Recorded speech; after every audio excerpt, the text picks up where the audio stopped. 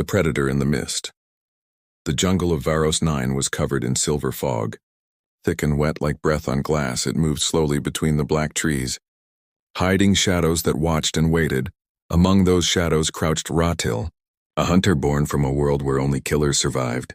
Her armor was made from the bones of beasts she had slain, her claws sharp enough to tear through metal. She could smell blood in the air, the faint metallic taste of a living creature nearby. But this time her prey was not alien, not beast, not machine. It was human. Ratil had hunted humans before, or so she had been told. They were rare in this part of the galaxy, weak and soft, easy to break. Her tribe said humans were clever but cowardly. They ran when death approached. She smiled behind her mask, her fangs glinting in the pale mist. Tonight she would hunt one, and bring back his skull as proof of her skill. Through the fog she saw a faint orange light. Flickering like a heartbeat, she crept closer, silent as wind, her vision shifting through thermal colors there. A man sat beside a small fire, his figure outlined in warmth and calm. He wore no armor, no weapon in his hand, only a small metal tool he used to fix a broken drone. He was humming softly, a strange human melody that seemed fearless. Ratil tilted her head, confused. No prey had ever made music before dying. She circled him slowly, every step silent, her breath steady. The human looked up once, as if he felt her there, but didn't run. He just stared into the mist and said softly, "If you're coming, make it quick." The words froze her blood. How did he know? And why wasn't he afraid? Her claws tightened around her spear. She leapt forward, ready to end him. But as she landed, she saw something move behind him. A small creature. A young alien cub, wounded and trembling. Hiding near the man's legs, the human moved fast, pushing the cub behind him, spreading his arms wide. He shouted, "Don't hurt her." Ratil stopped mid-attack, her spear inches from his chest for a heartbeat. Everything was silent except the fire's crackle. She blinked, confused again. This human was protecting food, not eating it. He was willing to die for a small alien animal, a species not even his own. Ratil's mind struggled to understand. Predators didn't protect prey. It went against every law of survival she knew. "Move aside," she hissed, her voice low and sharp. The human stood firm, eyes steady. "You'll have to kill me first." No fear, no trembling, just a strange calmness in his tone. It made her angry, maybe afraid, maybe both. She had seen warriors beg before dying, but never one like this, the cub whimpered. Clutching the man's leg, Ratil could hear her tribe's voices echo in her mind. "Show mercy and you show weakness." She raised her spear again, but her hand shook for the first time. Her hunter's heart hesitated. Something in this man's eyes made her pause. He was human, but his gaze held something ancient. A fire she had never seen. Not in her people, not in any predator. It wasn't rage or arrogance, it was purpose. "Why?" she asked, the word strange in her mouth. "Why protect it? It's nothing to you." He smiled faintly. "Because everything alive deserves a chance." Those words hit her harder than any blade. She didn't understand them. Not yet. But they carved into her mind like a mark she couldn't erase. Before she could speak again, the jungle roared. Massive shapes moved in the mist. More hunters from her tribe. They had followed her trail. Eager for the kill, Ratil turned her head, hearing their guttural voices calling her name. They would kill the human, take the cub, and mock her hesitation. She looked back at the man, still standing between her and the others, his firelight reflected in his eyes. Something deep inside her twisted an unfamiliar pull. She grabbed his arm and whispered, "Follow me if you want to live." Without waiting for his answer, she dragged him into the fog. Blaster shots tore through the mist behind them, lighting the trees in deadly red. The man stumbled but didn't complain. Ratil led him through the swamp. Over roots and through slime, the cub followed close. Its soft cries drowned by the rain beginning to fall. They reached a cave hidden behind a waterfall. Ratil threw her spear aside and stared at the human. He sat down calmly, breathing hard. But still alive, the water ran down his face. Glinting in the dim light, he looked at her and said quietly, "You saved me." Ratil didn't answer. Didn't even know why she had done it. She only said, "Don't misunderstand. Human, and the hunt isn't over." But even as she said it, something inside her whispered a lie, because deep down, she knew the hunt had already changed. It wasn't about food anymore. It wasn't about victory or survival. It was something new, something dangerous. A hunger she couldn't name yet. The hunger that had begun with one human's fearless eyes. The man who didn't fear. The cave echoed with the sound of falling water, cold drops splashing against stone and metal. Rachel paced in silence, her claws clicking softly against the rock. She watched the human sitting by the fire he had built again, small and calm. He was wet, bruised, but somehow still relaxed, like danger didn't exist for him. His calmness made her uneasy. She couldn't understand this kind of quiet strength. "Who are you?" she asked finally, her voice low and rough. He looked up, meeting her golden eyes. "Commander Eric Hale, United Earth Navy." The name meant nothing to her, yet it carried weight. She crossed her arms. "You don't act like prey." He smiled faintly. "That's because I'm not," Rottle hissed softly. "You are weak, no armor, no weapon, no pack." But Eric shook his head slowly. "Strength isn't always about claws or teeth." He pointed toward the cub sleeping near the fire. "You would have killed that little one for honor." "Right," she frowned, her tail flicking with irritation. "Honor gives purpose. Or it blinds you," he said quietly.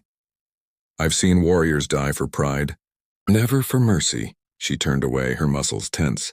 No one had ever spoken to her like that before, not even her tribe's chieftain.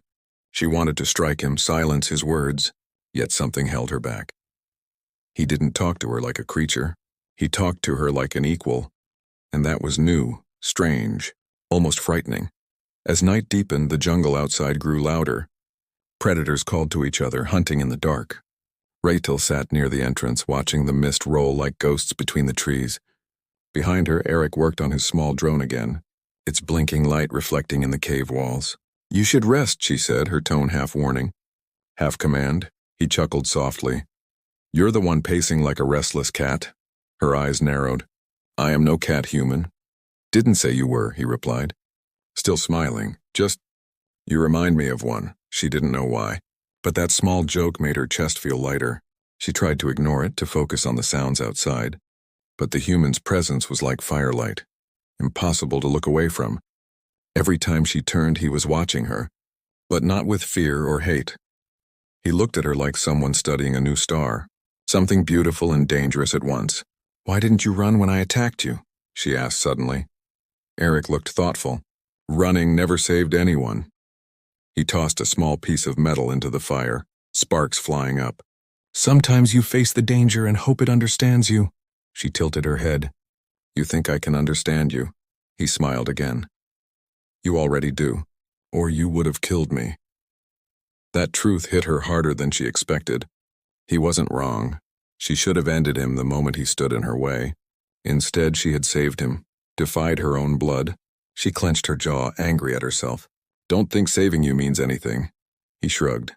Didn't say it did. Hours passed. The jungle quieted. The rain faded into mist. Rachel closed her eyes, pretending to rest, but her mind wouldn't stop. The human's words echoed inside her like whispers. Because everything alive deserves a chance. She had mocked him for those words. But now they kept returning. Why did they sound stronger than any battle cry she had ever known?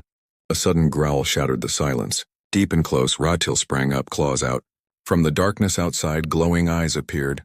6 of them, moving low and fast, shadow beasts. Drawn by fire and scent, Eric stood quickly, grabbing a burning branch like a weapon. "Stay behind me," she ordered, but he didn't move. He stood beside her, fire in one hand, determination in his eyes. Together they faced the beasts, their growls echoing through the cave. The first one lunged, its fangs catching the light. Rachel slashed its throat with a single strike. Dark blood sprang across the stone. The second beast leapt at Eric, and he swung the burning branch into its face. It screamed, rearing back as flames caught its fur. The third came from the side, and Rachel tackled it mid-air, her claws sinking deep. When the last of them fell, the cave was filled with smoke and silence again. Eric dropped the branch, breathing hard. Rachel stared at him, surprised. "You fought without fear." He laughed weakly. Didn't have much choice. She studied his shaking hands. The sweat on his brow, the faint smile on his lips. No, it wasn't that he lacked fear, she realized.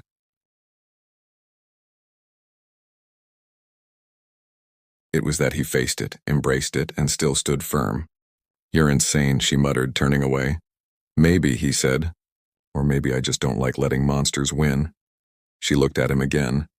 Truly looked, and for the first time in her life, She felt something strange inside, not hunger, not anger. Something small and dangerous growing between them. Something she didn't have a name for yet. When dawn broke, Ratel stood outside the cave, the mist glowing in golden light. The cub played near the fire, safe. Eric walked up beside her. His arm bandaged with his own torn uniform, he said softly, "You could have left me. Why didn't you?"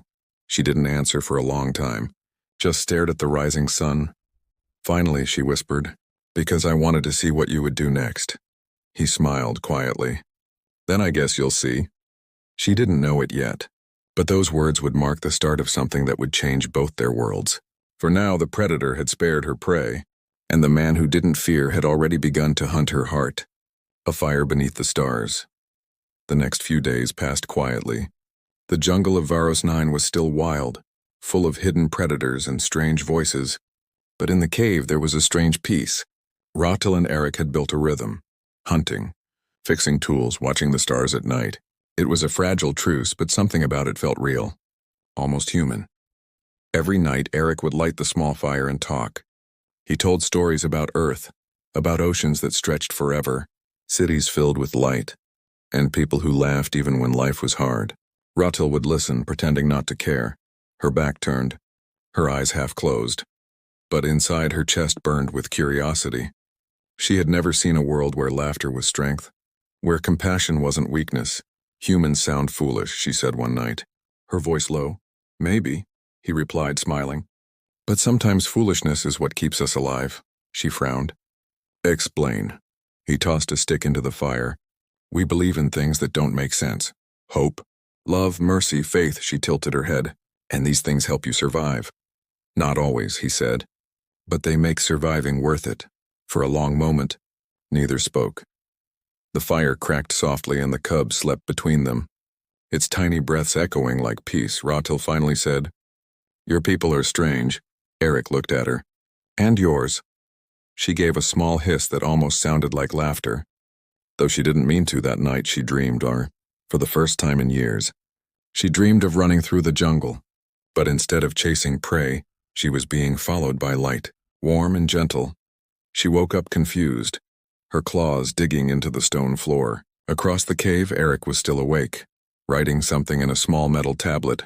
"What are you doing?" she asked softly. He didn't look up. "Recording data, maybe history, maybe something for the next humans who come here." She moved closer, curiosity pulling her forward like gravity. "Why write it all?" she asked. "The stars will erase your words." He looked at her with a quiet smile. "Because maybe someone will read them and remember that we were here." She didn't understand, but something in those words stayed inside her. Her kind never recorded anything. They lived, hunted, and died. But this human, he wanted to leave a trace of himself in the universe. It was beautiful, she realized, though she would never admit it. As days turned to nights, the air between them changed. When Eric worked, Ratel found herself watching his hands. The way they moved with care and focus when he smiled. Something strange twisted in her stomach. She told herself it was hunger, but deep down she knew it wasn't. One evening the fire was low, and the stars were clear above the mist. Ratel sat beside him for the first time without distance. He looked up at the sky, his voice soft. "You ever wonder if someone's watching us from up there?" She shrugged. "Only the strong watch the weak," he shook his head. "Or maybe the curious watch the brave." She gave a small snarl. "You think I'm brave?" He smiled faintly. "You saved me, didn't you?" She turned away, her tail flicking. "I made a mistake." "Then I hope you keep making that mistake," he said quietly. His voice carried no mockery, only warmth, and that warmth hit her like a spark on dry leaves. Her chest felt tight, her breath uneven. She didn't like it. Predators weren't supposed to feel like this. She stood up quickly, pacing to the cave's entrance outside. The mist glowed silver under starlight. She stared into it, trying to calm the storm inside her. Behind her, Eric spoke again. "You're not like the others, are you?" She froze. "What do you mean? You question things. You hesitate, you care." Her claws dug into the rock. "Caring makes you weak." He shook his head. "No. It makes you alive." Those words echoed in her like thunder. Alive. She had never thought about life that way. For her people, living was just surviving. Hunting, killing, but for him, life was something else. Something worth protecting. It made her angry, confused, curious, and all at once, suddenly the cub whimpered, the air shifting with danger. Rietil's instincts snapped back instantly. She moved to the mouth of the cave, scanning the shadows. Red lights blinked through the fog, distant. Moving fast, her breath froze. "They found us," she hissed. "Who?" Eric asked, standing beside her. "My tribe," she growled. "They hunt me now." The sound of ships hummed through the jungle, engines slicing through mist. Eric looked at her, eyes steady. "We run." She shook her head. "No, they'll track us. They always do." He grabbed his drone, quickly attaching a small transmitter. "Then we give them something else to follow," he said.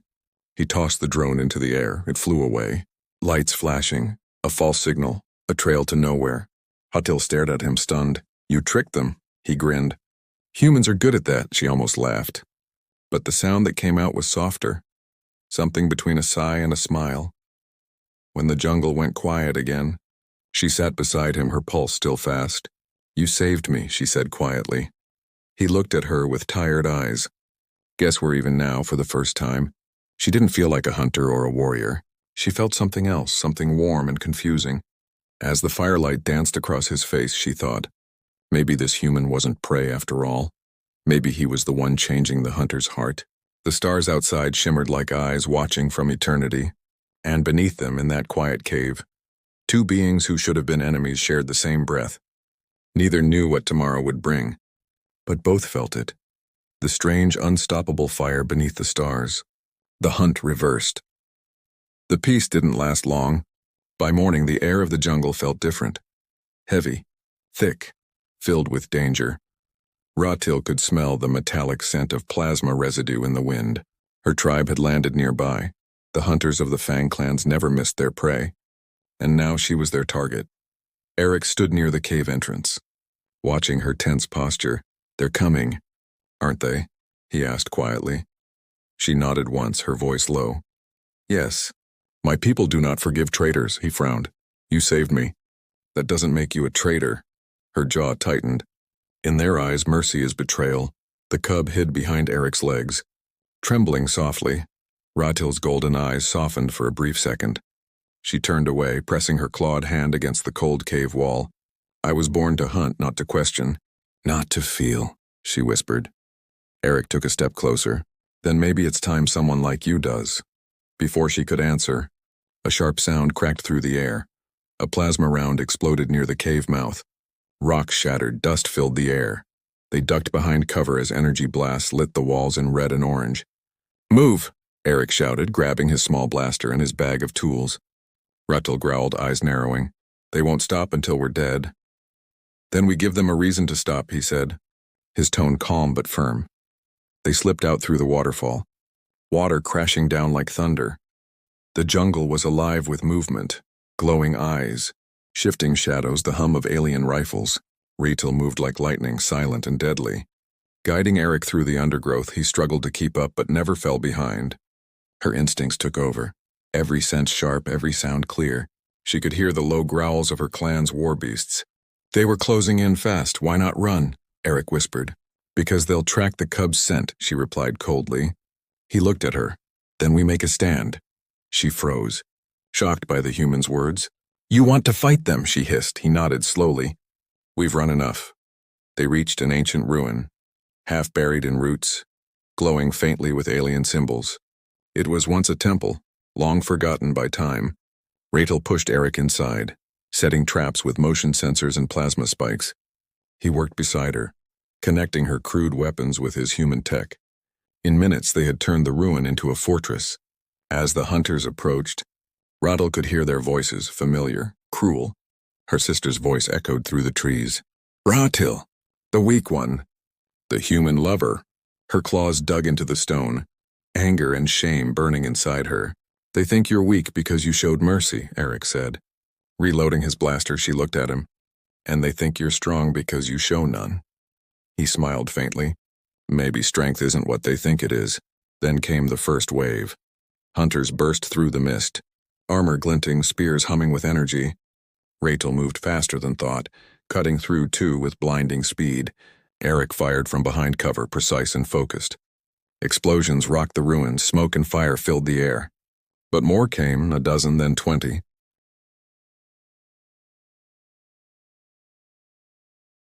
Rachel's heart pounded, her muscles burned, her vision blurred. Still, she fought like a storm-given flesh. One hunter lunged at Eric from the side. Ratil saw it too late. She screamed his name and dove. Her claws tore through the attacker's armor. But a plasma blade slashed her side. She fell hard, blood dark against her silver skin. Eric rushed to her, dragging her behind cover. "Stay still," he said, tearing fabric from his suit to stop the bleeding. Her breath came in ragged gasps. "Why? Why save me?" He looked at her, eyes burning. "Because you would have done the same." She wanted to deny it, but couldn't somewhere deep inside. She knew it was true. The battle raged for hours, until finally silence fell. Only smoke and broken armor remained. The survivors fled into the mist, leaving their dead behind. Eric sat beside her, exhausted. Ratil stared at the sky through the shattered roof. "I can't go back," she said quietly. "They'll hunt me forever." He nodded. "Then come with me." She blinked. "To your world." He smiled weakly.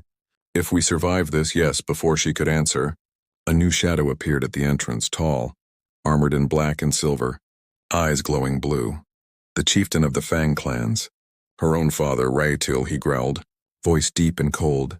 "You shame your blood." She struggled to stand, pain cutting through her side. "I followed my own path," she said. His gaze shifted to Eric. "You let prey speak to you as equal." Ratil stepped forward. "He's not prey." Her father raised his blade. "Then you die with him." The world seemed to slow. Eric raised his weapon, Ratil raised her claws. Two hearts beating in the same rhythm. Two worlds colliding in one moment. The hunter had become the hunted, and now, the war was no longer about prey or predator. It was about something much deeper. A bond neither species had ever known. The battle between father and daughter would decide more than just life or death. It would decide whether mercy had a place in a universe ruled by violence. The storm gathered again outside, lightning cutting across the sky. And in that storm, two figures stood side by side, a human and an alien hunter, ready to fight the galaxy itself. Different kind of hunger. The storm raged above the ruins, thunder shaking the ground like the heartbeat of gods. Lightning flashed across the sky, lighting the faces of two warriors and father and daughter. Ratil stood wounded but unbroken, her claws still glowing red with heat. Beside her, Eric Hale stood steady, his blaster ready, his eyes locked on the towering alien chieftain. The old warlord moved like a mountain of rage. "You've forgotten what it means to be one of us," he growled. Ratil's voice was steady. "Maybe I've learned what it means to be more." He raised his blade, ancient and humming with blue light. "You bring shame to your blood." She raised her claws, her stance strong. "Then I'll make a new name in its place." The battle exploded in a storm of sparks and fire. Their clash shook the temple walls, the sound echoing through the jungle. Ratil's father struck with brute strength. Each blow a thunderclap. Ratil moved with speed and grace, dodging, countering, striking when she could. Eric fired from cover, his blaster cracking through the chaos. But the chieftain was relentless, centuries of war burning in his veins. He caught Ratil with a strike across the chest, sending her crashing into the stone floor. She gasped in pain, the world spinning, her blood mixing with the rain. The chieftain turned to Eric. "Human, this is your doing." Eric fired again, but the blast deflected off the alien's armor. The chieftain raised his blade high, ready to end him. Ratil's vision blurred, but through the haze she saw Eric, standing firm, no fear, no retreat. The same look he had when she first met him. Something inside her snapped. She roared, a sound that shook the air. Primal and powerful, she leapt forward, claws tearing through the rain, colliding with her father before his blade could fall. The impact cracked the stone beneath them. Her claws pierced his armor. His blade cut deep into her shoulder. They fell together, both bleeding, both refusing to yield. Her father's voice broke into a growl. "Why defend him?" Ratil's eyes glowed bright with fury and something more. "Because he showed me life isn't just survival," she hissed. "It's meaning." The old warrior's strength faltered for the first time. He stared at her, shocked, seeing not rebellion but truth. Then she pushed with all her might. Her claws struck deep. His weapon fell from his hand. The chieftain collapsed to his knees, rain washing the blood from his face. His last words were soft, almost proud. "Then you are stronger than I ever was." He fell still. His body silent beneath the storm, Ratil staggered back. Her wounds burning, her breath shallow. Eric caught her before she fell, holding her against his chest. "Hey," he whispered. "You did it." She looked up weakly, her voice soft. "You humans never know when to quit," he smiled. "Guess that's what keeps us alive." She reached up, her clawed hand touching his face gently. "You're strange, human," she said, her eyes glimmering. "You make even predators dream." He held her closer. "Then dream with me, Ratil." Outside, the storm began to fade, replaced by quiet light breaking through the clouds. Hours later, the sound of engines filled the sky. A human rescue ship descended through the mist. Guided by Eric's signal beacon, the soldiers stepped out carefully, weapons lowered in disbelief as they saw him. A human commander standing beside an alien warrior, both bloodied, both alive. Ratil looked at the rising sun through the mist. Her world was gone, but something new had been born inside her. As Eric helped her aboard, she turned back one last time. The jungle shimmered in silver light, her father's blade lying in the mud. She whispered, "Goodbye, old world," then looked at Eric. "Let's see yours." The ship lifted into the sky, clouds parting before them for the first time in her life. Ratil didn't feel like a hunter or a warrior. She felt like something different, alive, free, whole, and somewhere deep inside. She realized the hunger she once carried had changed forever. It was no longer the hunger for flesh or victory. It was the hunger to understand, to feel, to live. The galaxy would remember her as the predator who found her soul, and humanity would remember her as the first of many who looked at them not as prey, but as equals, as friends, as the stars opened before them. Eric turned to her and smiled. "You still think you could have eaten me?" he teased. Ratil's lips curved into a rare smile. "Maybe later." They laughed together, one human, one alien, bound by something neither species could explain.